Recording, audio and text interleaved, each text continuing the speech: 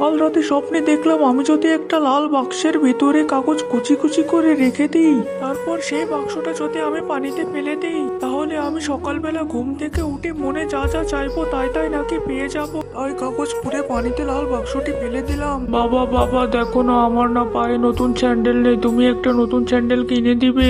আরে খোকা, এখন তো একটা স্যান্ডেলের অনেক দাম, এমনিতেই সংসারে অভাব অনটন, আমি এখন কি করি? আরে পানিতে ওটা কি? খোকা খোকা দেখ তো পানিতে ওটা কি ভাসছে, তুই এখানে বয়, আমি দেখে আসি। আমি তো সকালে ঘুম থেকে উঠে একজোড়া স্যান্ডেল চেয়েছিলাম, দেখি তো আমার মনের আশাটা পূরণ হয় নাকি। এই তো কোকা বক্সটা আমি পেয়ে গেছি। এমনিতেই সংসারে অভাব অনটন, তার উপর আবার আমার ছেলে চেয়ে বসলো একজোড়া জুতো। হে মালিক, আমার মনের আশাটা পূরণ করে দিও, এর ভিতর যেন একজোড়া স্যান্ডেলই থাকে।